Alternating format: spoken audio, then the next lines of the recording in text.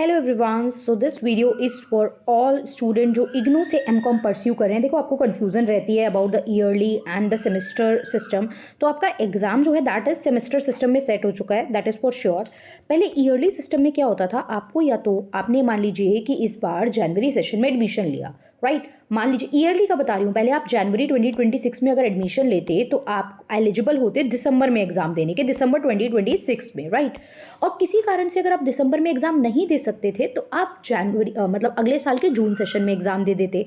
मतलब दिसंबर में मान लो आपके 4 एग्जाम थे, फर्स्ट ईयर में 5 एग्जाम थे, तो वो 5 में से 3 आपने दिए, 3 आपने जून में दे दिए।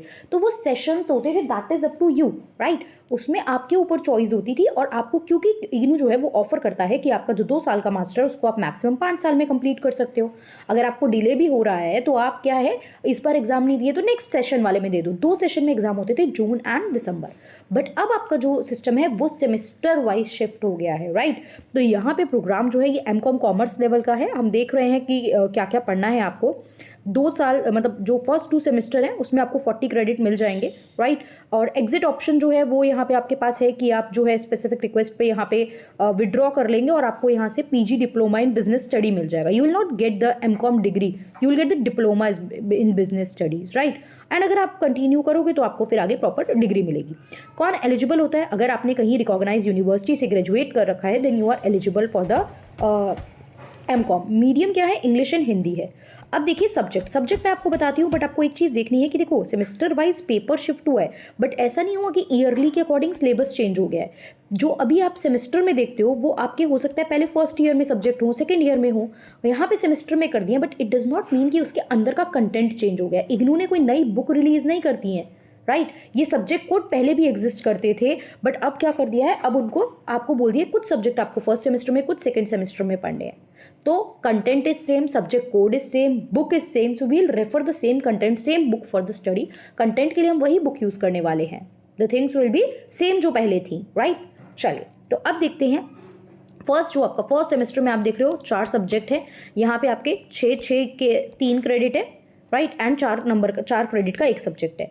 तो first is organisation theory and behaviour. Second आपका जो MCO 04 है दैट इज बिजनेस एनवायरनमेंट।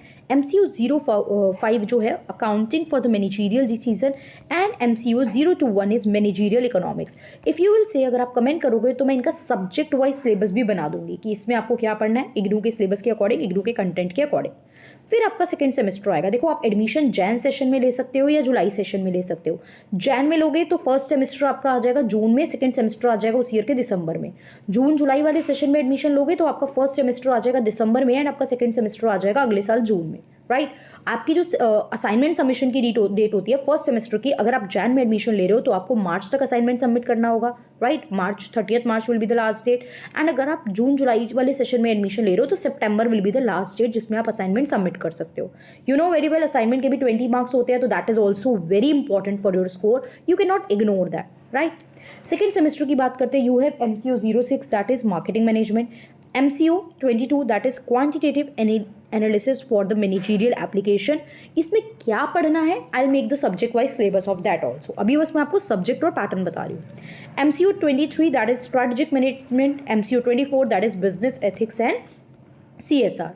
फिर आपके आ जाते हैं थर्ड सेमेस्टर। ये थोड़े से स्पेशलाइजेशन कोर्स होते हैं जिसमें आप देख रहे हो आपके पास research methodology and start subject है, फाइनेंशियल मैनेजमेंट सब्जेक्ट है, इंटरनेशनल मार्केटिंग मैनेजमेंट है। ऊपर हमारे पास था मार्केटिंग मैनेजमेंट, यहाँ पे आप देख रहे हो we have international marketing management. फिर India's foreign trade and investment है, यहाँ पे आपको थोड़ा सा फॉरेन ट्रेड के बारे में पढ़ना है।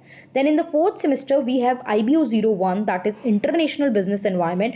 फर्स्ट सेमेस्टर में we have business environment and in the last semester core वही है बिजनेस एनवायरनमेंट डायमेंशन, बट यहाँ पे आपको उसको इंटरनेशनल लेवल पे उसके इम्पैक्ट पढ़ने हैं, इंटरनेशनल लेवल पे क्या लॉज क्या पॉलिसी है वो हमें पढ़नी है, so that we need to C.